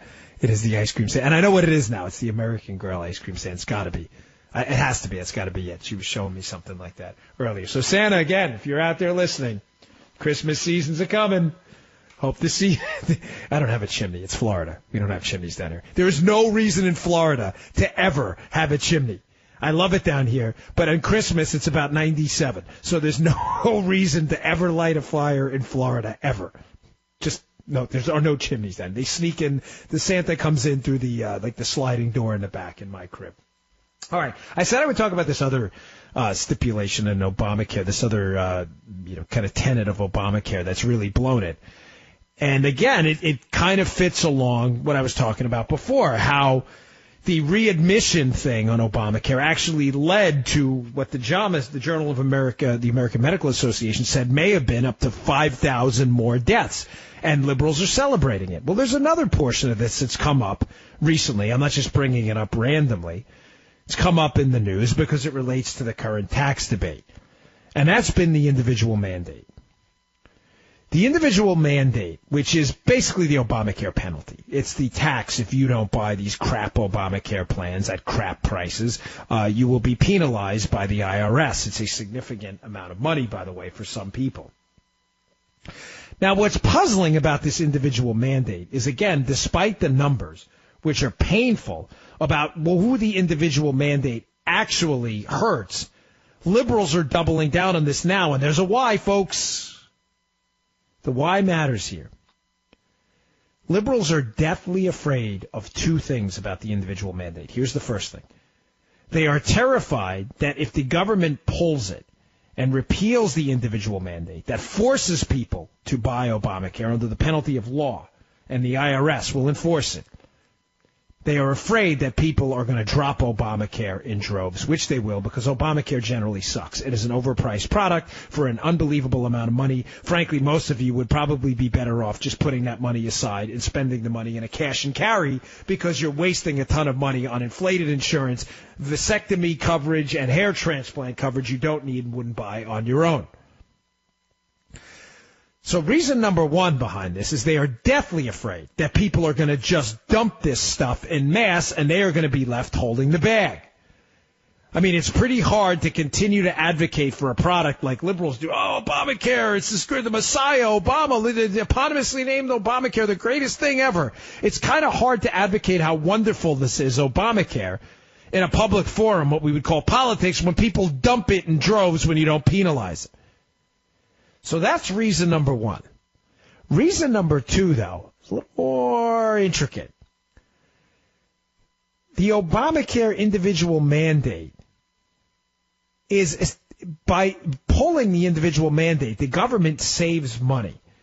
The government would save money because a lot of these subsidies that they would be paying people to buy overinflated crap insurance they don't want, a lot of these subsidies wouldn't be paid. Those savings in the government budget can be used by Republicans up on Capitol Hill in the Senate and on the House side to buy down the rates in the tax cut plan as well. So for us, getting rid of the individual mandate is a good, positive double whammy. Number one, you don't force people to buy crap insurance they don't want.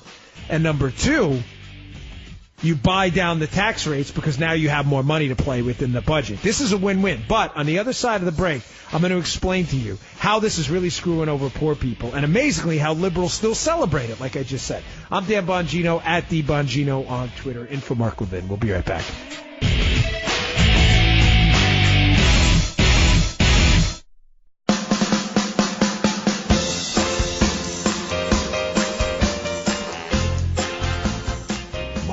Levin, making conservatism great again. Dial in now, 877-381-3811.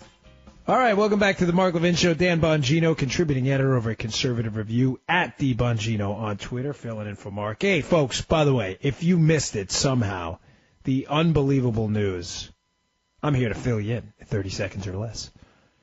Mark's got a show on Fox News. I saw this. Listen, I work with Mark at Conservative Review, and I got to tell you, even I was kind of taken aback. I was like, really? Well, this is amazing. You know, because I work remote, so I don't get involved in, like, office meetings and stuff. I do my own thing, right? I was like, this is sweet. He was headlining Drudge that day. It was all over the place. It's going to come out in February of 2018. So right around January, so get your DVRs ready to go.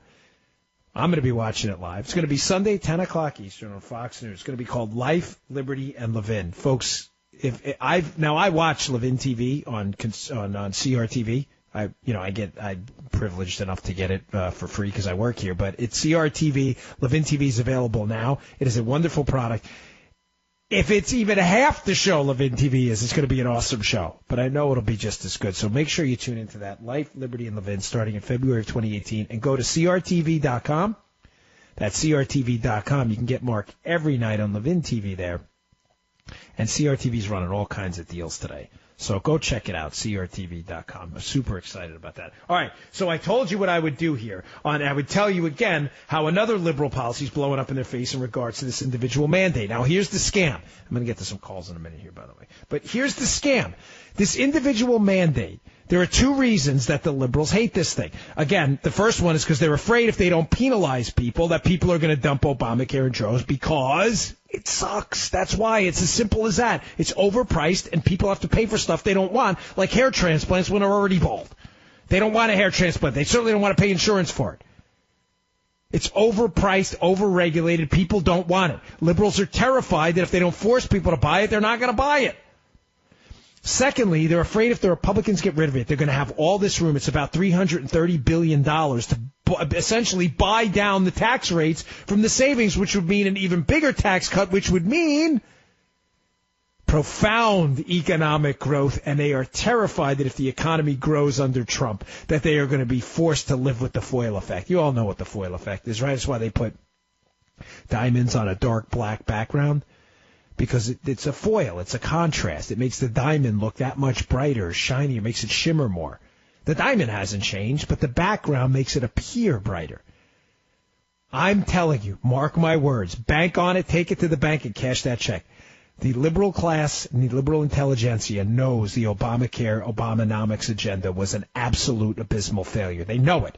They're not stupid. They can look at the GDP numbers. They can look at the unemployment numbers. They can look at the underemployment numbers. They can look at median income. They can look. These are not dumb people, folks. We can disagree with them politically, but do not underestimate them. These are not dumb people. They've looked at the same numbers you and I have. They know the Obamonomics agenda was a train wreck. They thought Hillary was going to get elected, the Obama economy would rebound a little bit with her in office, and that they would be able to take credit for it. But their worst nightmare happened, and their worst nightmare was the election of Donald Trump. because they knew the Obama economy, as terrible as it was, wouldn't continue forever because of the power of the American entrepreneur and businessman. Even despite the awful Obama economic agenda, they knew the American economy would recover eventually, and they were praying it would happen under Hillary Clinton. Now what do they have to deal with? They have to deal with the foil effect. They have to deal with the contrast of 8 years of a crap economy under Obama and what's going to be, if these tax cuts pass and the individual mandate is yanked out and they can lower taxes by another $300 billion, they're going to have to deal with an exploding economy. And they're going to have to deal with telling their kids forever that what happened in the Reagan years and all that, they're going to have to deal with that same thing again, where under 4 years of malaise under Jimmy Carter, everybody saw this exploding economy under Reagan, and he was reelected in one of the biggest landslides in U.S. history. Liberals are terrified that's going to happen again because they know their policies are garbage, that liberalism is a bumper sticker, that it doesn't mean anything, and that their economic agenda is complete garbage. They know this. It's always been about control for them. They are genuinely scared. So they are fighting this individual mandate at all costs to keep it in there. So people will be forced to buy Obamacare, and the Republicans won't have more room to maneuver on taxes, which may in turn hurt the economic growth, which they don't want under Trump. They want economic growth to stay terrible so they can say, oh, look, it wasn't just Obama. Trump did it too. Now, here's the kicker with this individual mandate. Here's the scam, because there's always a scam. This penalty for not buying Obamacare is paid for by the poor and the middle class. This isn't paid by rich people. This penalty is paid by poor folks and middle class people. Again, here are numbers, folks, so liberals, you may want to put some cotton in your ears. I know you have a problem with facts and data. You've generally been immune to that kind of stuff through your vaccinations against facts and data when you were young children, which amuses me that happens. But here are some numbers here. This penalty, the Obamacare tax for not having Obamacare, is paid by low-income individuals. Roughly 79% of households paid the tax, the Obamacare penalty. This is up from a piece in the Wall Street Journal. Had annual incomes of less than $50,000. Again, this is not funny, folks. It's just another example of a misguided liberal fairy tale. Individual mandate, the individual responsibility payments. This is going to make sure that people don't game the system. Who, poor people that can't afford your overpriced insurance crap? 79% of households that paid the tax had annual incomes of less than $50K. Here's where it gets even worse. 90% that paid this tax, the Obamacare tax, had incomes less than $75,000. Those are IRS numbers, by the way, because I know liberals have they'll think we made this up. They have a tough time with reality. Those are the IRS's own numbers. You're being scammed. You're being totally screwed over.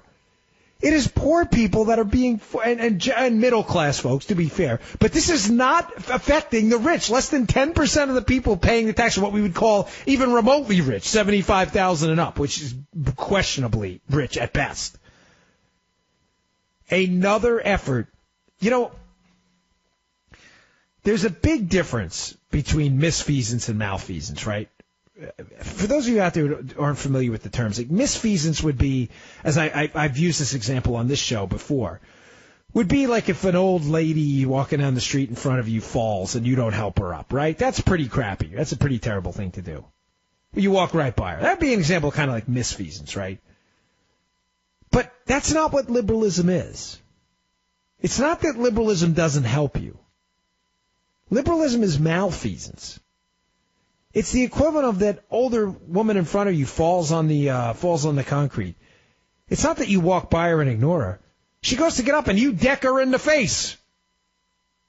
That's malfeasance. That's a negative action you've taken against someone else. The level of moral depravity to do that is sick. That's what liberalism is. That's why it bothers me so much. That's why I enjoy doing this show and out there evangelizing the conservative cause whenever I can. Because it's really a war, an ideological war against liberals who are engaging in active malfeasance against people. I told you in the last segment, if you missed it, go back and listen on the podcast if you missed it, Mark's podcast. I talked about how the readmission policy under Obamacare is probably killing people. Thousands of people a year. Now I talk about how this penalty This penalty is actively hurting people. The people who are paying it are not rich people. It's people who can't afford the product you're making them buy under penalty of law using the force of the IRS. What part of this are you missing? Oh, man. Now you see why folks like Mark and me and other conservative folks out there, the crew at Conservative Review, Dan Horowitz and Chris and all those folks, why we're out there every day. I mean, it's frustrating, folks. I mean, can I be candid with you for a minute? It's hard to do this. You will be generally accepted as kind of a cool cat if you buy into liberal. That's me clicking a pen in the background. You're never supposed to do that on it. Imagine how annoying that would be, me on the air going, you'd want to kill someone. Being a liberal, you will generally be accepted as a pretty cool cat in Hollywood, the entertainment community, the media community, and academia. All you have to do is parrot the lines. Yeah, tax the rich, or healthcare's a right, what are the other ones? Pay your fair share. I mean, it's all, the war on women. Like I say, liberalism's a bumper sticker. Coexist. I love that one when I see that. I would love to coexist. If the Islamo radicals would stop killing us, I would love to coexist. Believe me, that would be wonderful. But it's a bumper sticker. It's crap. It's garbage. It's nonsense. It doesn't really mean anything. It's a washed up fallacy, all of it. And it's difficult to get up every day and have to fight this stuff. Because the easiest way out, the most cowardly thing you can do, is to fall into the trap and say, you know what, I forfeit. I understand that even me in conservative commentary, I would be accepted by the intellectual elites if I would just acquiesce and say, oh, you know what, well, taxes, screw those rich people, they're terrible. I refuse to do that, and you shouldn't either. Go out there and do the homework, and you'll find out, ladies and gentlemen, that we are right. We are on the right side of this. We are on the right side of the tax debate. We are on the right side of the Obamacare debate, the health care debate. We are on the right side of the school choice education debate. We are on the right side of these social issues. We are right. Fight back, man. I know you got it in you. I know most of you do. I see you out there on social media all day fighting a good fight. I know it's tough. But we were all put here to sacrifice. I happen to be a Christian, and the value of sacrifice is taught to me at a young age, man. Get in the fight. Get dirty a little bit. All right, let me take a call here. Squeeze one in. Let's go to Philip in New Mexico. Philip, what do you got for us? Hey, Dan. How's it going, buddy? It's going pretty good. How's it going with you out there in New Mexico?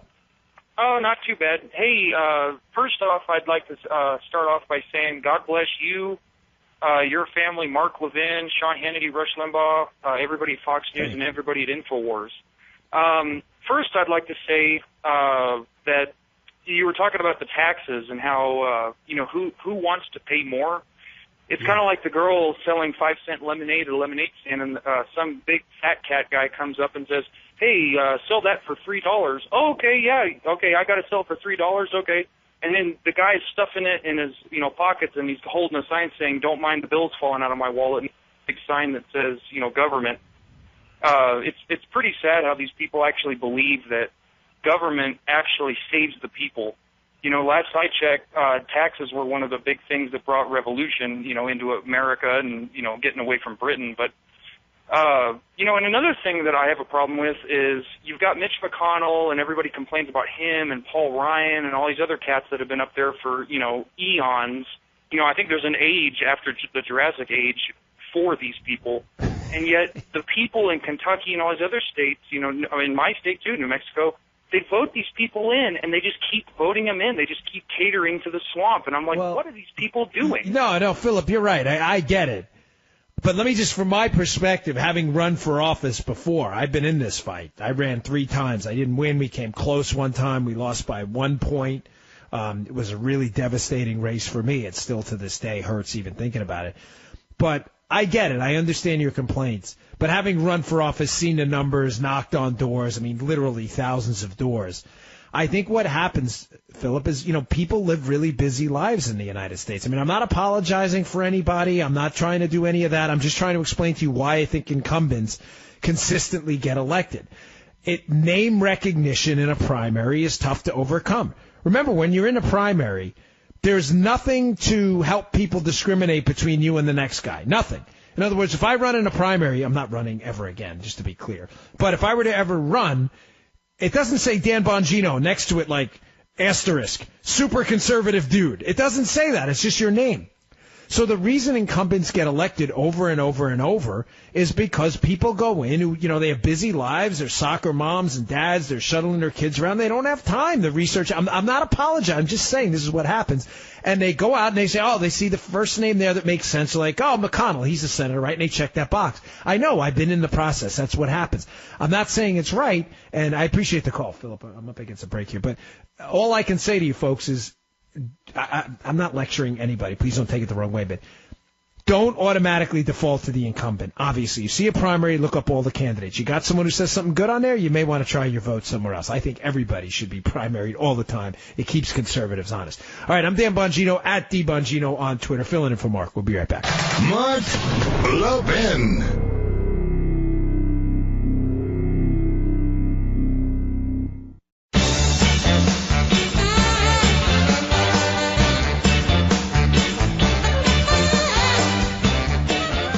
All right, welcome back to the Mark Levin Show. Dan Bongino, at DBongino on Twitter, filling in for Mark. Hey, folks, I really appreciate you all tuning into the show and all your feedback on Twitter. It does mean a lot to me. I enjoy being here. It's a great honor, Mr. Producer, Mr. Call Screener. Thanks for another great job tonight, and Mark for allowing me to sit in. And I just wanted to leave you tonight with a final thought I haven't got to, which may surprise many of you who know me and follow me on social media and were tuning in tonight expecting maybe a bit of a different show.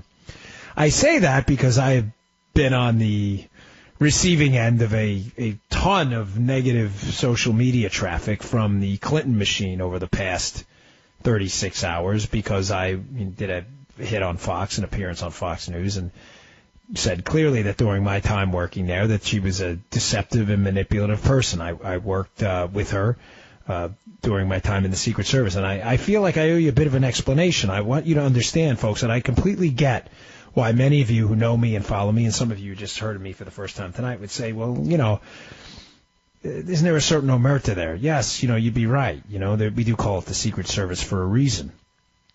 But the reason I chose to speak out, and I've been intentionally cryptic about some of the information, folks, that I know and has been given to me, is one, I don't want to get anybody else hurt. I don't mean physically hurt. I'm not trying to be dramatic. I mean hurt like their careers and things like that. These are people who've shared things with me in confidence, and I'm not going to break their word. So some of it's not my information to share, even though I know what it is. But secondly, because I served in the Secret Service for 12 years, I think the Clintons are under the impression somehow that because you worked with them or for them at some point in some capacity, Secret Service or otherwise, that somehow you're obligated somehow to cover for all of their misdeeds all the time. Folks, no. That is not the way a constitutional republic works. There's no one out there that's above the law. No, we don't report in the Secret Service on them picking their nose or something like that, but we are under no obligation whatsoever, me or anyone else, to cover up your misdeeds and potential corruption out there. And the fact that I know stuff, I'm sorry that bothers. They've been on a roll, by the way. If you don't follow me on Twitter, you don't have to, but you can look on Twitter and you'll see what I'm talking about. The Clinton machine has been after me for 36 straight hours, which hey, listen, I was born for the fight, man. I'm good. I'm game. Don't worry about me. But they do it because they protect their own, and they got to protect the crown at all costs. So I didn't explain that during the show. I know some of you tweeted me and wondering why I hadn't addressed it. It's because I didn't want to give the Clinton camp any more publicity than they need. But I owe you that much.